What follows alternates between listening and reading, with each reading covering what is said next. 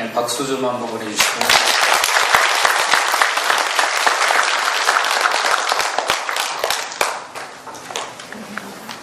반갑습니다. 이번 교리 실천 강연대회에 발표하게 된 서울산교당 김세원입니다. 제가 발표할 강연 제목은 정전 수행편 제2장 정기훈련과 상기훈련에서 제1절 정기훈련법 11과목 연불, 자선, 정전, 강연, 회화, 의두, 성리, 정기일기, 상시일기, 주의, 소행 중에 맨 마지막 과목인 소행입니다. 저희 서울산교당에서는 정기훈련법 11과목을 1년에 걸쳐 한 과목씩 매월 둘째 주 일요일에 한 교도님씩 강연을 합니다. 이미 과목과 교도님이 정해져 있는데 저는 11월에 예정되어 있고 과목은 조행으로 받았습니다. 11월이면 아직 시간이 남아있다고 생각하고 있었는데 이번 강연 제목을 고민하던 중 어차피 준비해야 할 부분이어서 조행으로 정했습니다.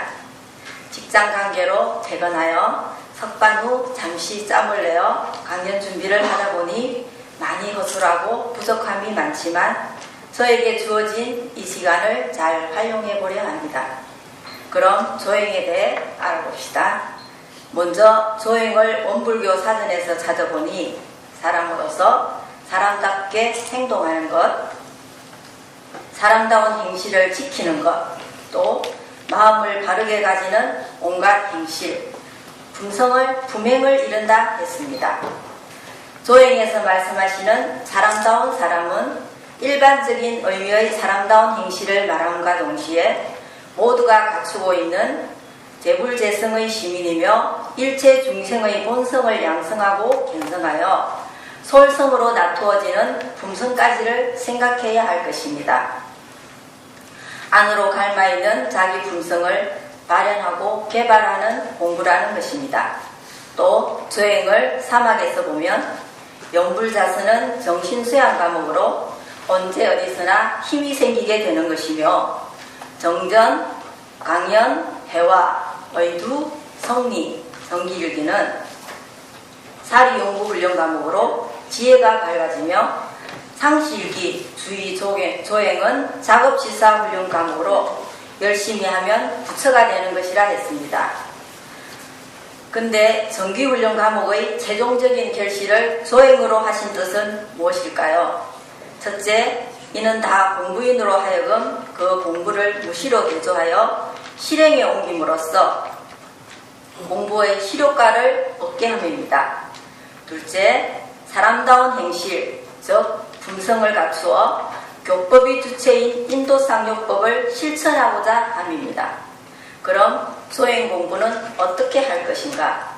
하나는 다르게 의한 공부로서 훈련 과정을 통해서 또는 규율을 통해서 실효과를 나타내게 하는 것이고, 또 하나는 자력에 의한 공부로서 자기 스스로 동기부여를 하고 자력을 바탕한 3대력 공부를 해야 그 실행이 더욱 역동성을 지니기 때문입니다. 이쯤에서 조행의 뜻에 비추어 제가 겪은 실례를 하나 들어보겠습니다. 저는 시부모님과 형제가 9인 대가족의 9번째 막내며 나의 연은인 신랑과 결혼을 했습니다. 시댁에는 행사가 많았는데 그때마다 모든 형제, 조카가 모이니 음식 준비와 뒷일이 더구나 많았습니다. 하지만 막내라 시키는 대로 묵묵히 일을 했습니다. 근데 어느 때부터 매번 이해 못할 사항을 보고 내 마음속으로만 궁금증을 쌓아가고 있었습니다. 시댁은 며느리가 6명인데 어떤 행사나 모임, 제사로 음식을 할 때는 꼭 셋째님이 먼저 와 있었습니다. 큰형님이 서 있어야 할 자리에 늘 셋째님이 팔을 걷어붙이고 일을 하고 있었죠.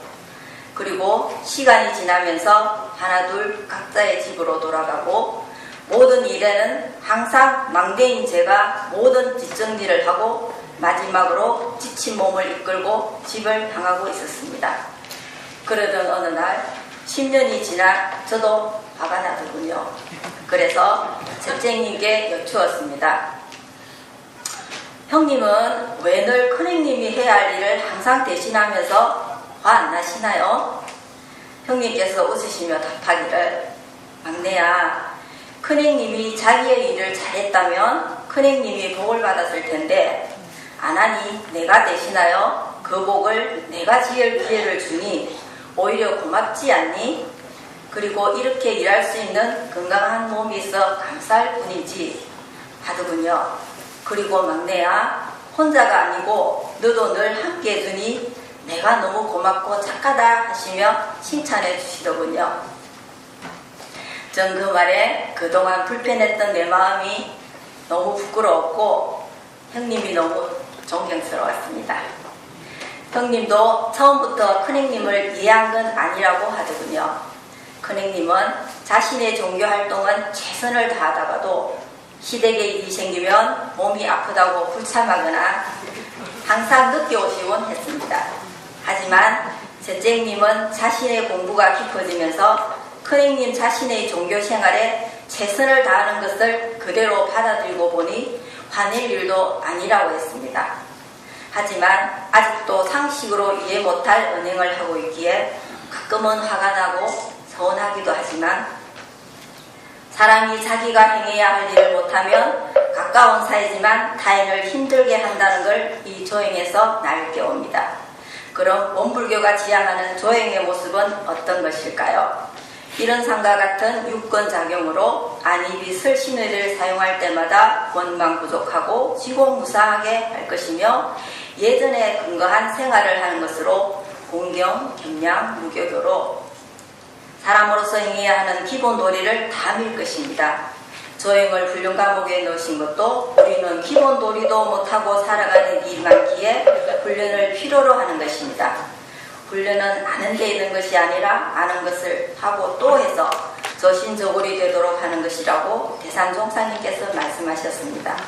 순간순간 챙기는 것, 수행하는 것이 힘든 일이지만 이것을 통해 내 삶을 내가 통제할 수 있는 힘이 생기고 삶의 행복에 다다를 수 있습니다. 우리 모두 잘 사는 교도들이 넘치는 교단이 되기를 바랍니다. 제 강의는 여기까지입니다.